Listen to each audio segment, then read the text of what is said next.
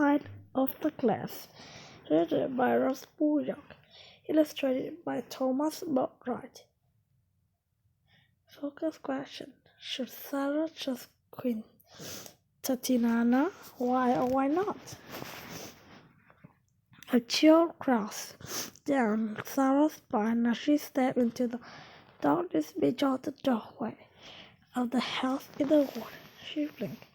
For a moment, her eyes trusting the land of light, and for a moment she believed something is very changed and dissolving. A wall turned on herself, where the fragment of a stone slot oilessly among lace, candlesticks, and various other objects.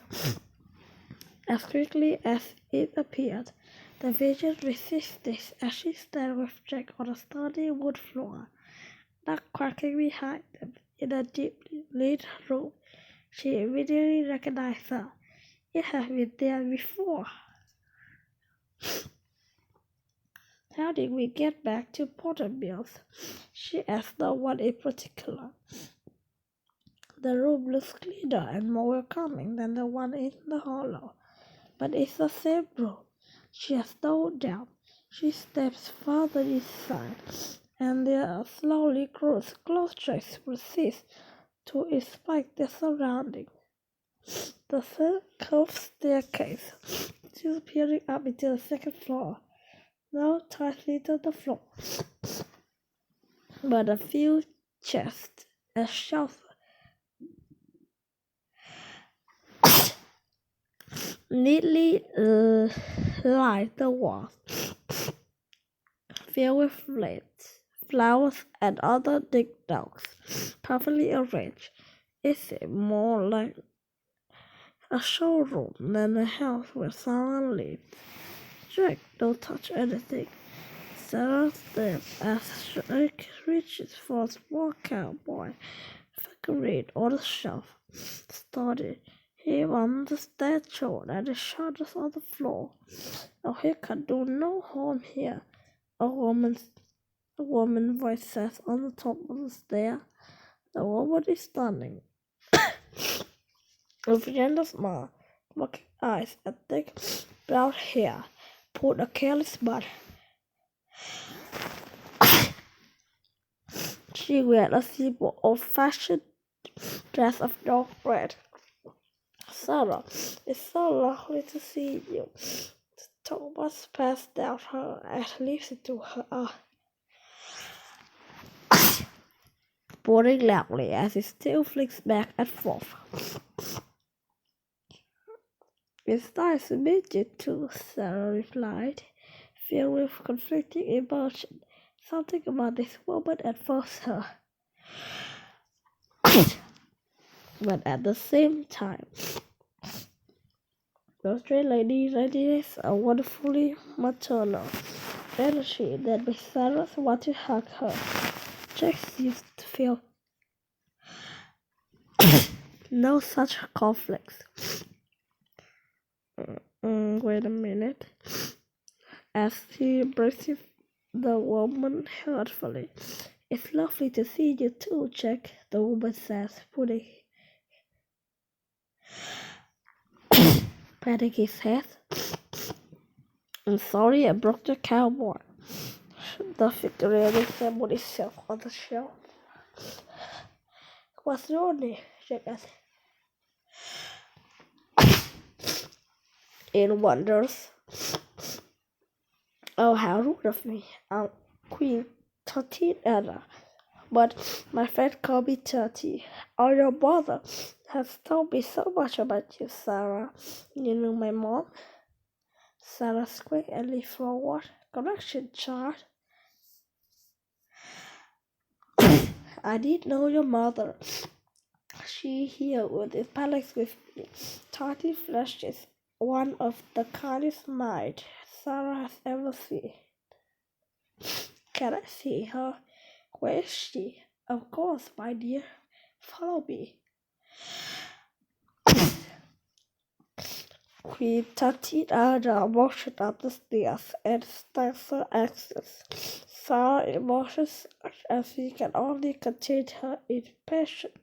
takes everything she had to bow her head like a jack. When she reaches the upper landing, he freezes as Sarah approaches. She understands why. While the lower level lays more tribute.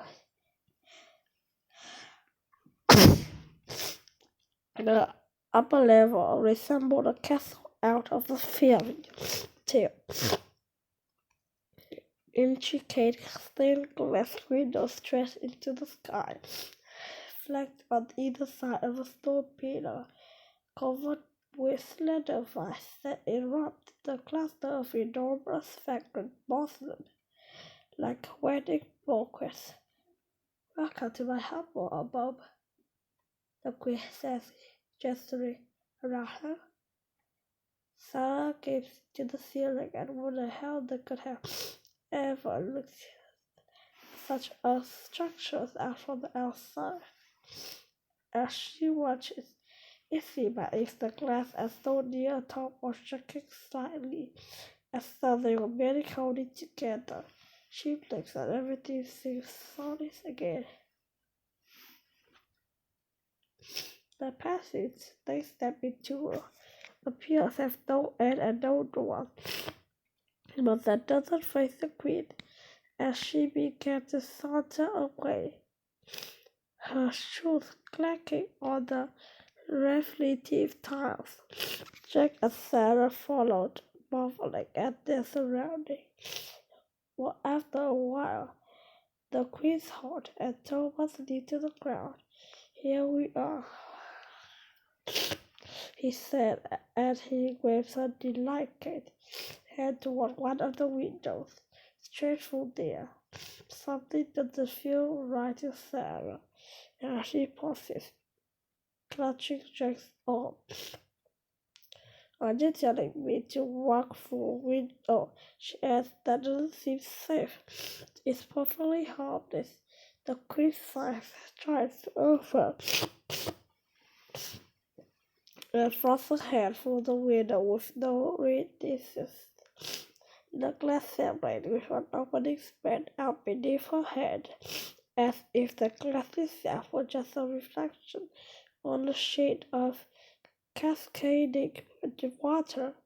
In the opening, Sarah sees only absolute darkness. Jack leans forward to try to see more, and Sarah knows that if she didn't wave his arm, he would be through the opening in a heartbeat. "There's nothing in there but darkness," she says. The queen goes for an instant before taking a deep breath and closing her eyes. Softly at first, light began to radiate from within the darkness.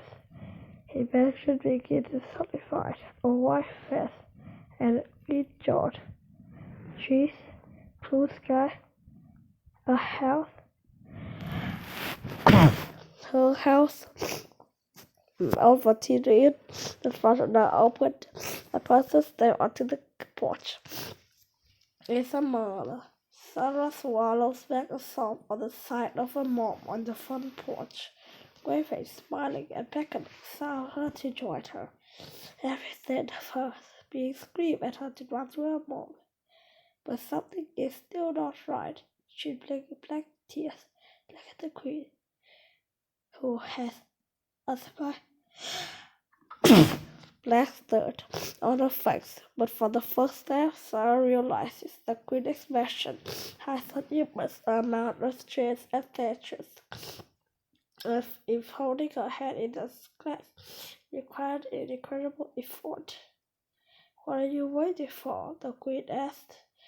Go to her. She waited so long. It can't be real," Sarah replied, her voice cracking. "Go and see yourself, child." The queen says, "You can hold her, talk to her, love her, all the things you've been dreaming about your whole life. You are waiting for you on the other side of the glass. Do you want to see your mother, don't you?" "Yes," Sarah whispered.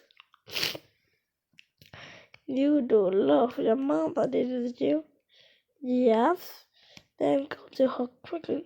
You could have everything you've just wanted. Just go to her. Sarah can restrain herself no longer. She gave it to her tears as she dashed from the opening in the glass across the grassy yard and into mother's arms. They embraced each other for a long time. Sarah unwilling to release her mom after so many years. When they finally put away, her mom takes her inside and gives her lemonade and cookies as she sits on the couch. Sarah recounts her story, life from as far back as she can remember. She tells about her childhood, her school, her friend, dad, or children, the coffee that died, and the death that it did. The school play where she forgot her lies, and favorite foods, roast beef, and how she can get enough. The core concert where she got sick behind the wrist and kept singing. The machine, Queen and Jack was first lost in the hollow. The frightening laughter following the journey, Queen's uncle Jasper, the scissors, lamp, and key. Wherever Sarah, as what the mom has been doing, she says, waiting here for you. As Sarah's another question.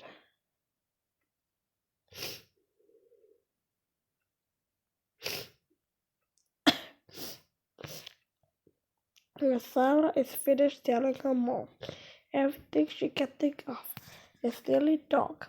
They go to the dining room where a feast of roast beef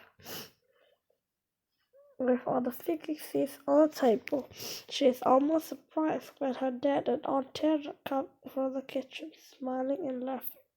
Why would you be surprised? She's home with her mom. Of course they could be here. They are family, and families eat dinner together. The dinner tastes better than anything she's ever eaten, and they all talk and talk until by the time the dessert is finished, Sarah is nearly delirious with happiness. After dinner, they sit on the porch and watch fireflies twinkle in the air. While later, a woman in a red old-fashioned dress comes up the walk. Are you enjoying your time with your family, Sarah? She asks, smiling. Sarah recognizes her, but the memory is distant as fog. Sarah nods and squeezes her mother and the woman smiled and danced her finger, and everything around Sarah changes to sad, including her mother's hand. No, Sarah screamed, clutching handful of sand and weeping. The memory of everything that has happened comes crashing down on Sarah. You bring her back now. I'm sorry. I know this hurt, but you have to make a choice. The queen kneels down, an expression of her honest concern and pity on her face. I can bring her back along with your family and your friend. Everything you ever wanted and dreamed of, you can make the pain go away. All your loneliness will be like never happened. All you have to do is say you stay, and that you help me. Will you stay and help me? The turmoil in Sarah says, reaching the big point. Something is very wrong here. The queen is dangerous, but her mother has been living here for years at home. She says she can make our terrible things go away. What kind of help does the queen want from her? Does it matter? Is there anything she wouldn't do for a mom? All I have to say is yes. The queen smiled, but this time it's troubled. She wait a minute. She takes a deep breath, waves her hand, and returns to the world the way it is. Sarah's head faintly glanced to her mother, and they all watched as the woman in the red dress walked away. Who was that? Sarah asked. Just a nice new neighbor. Her mom says, it's time for bed, honey.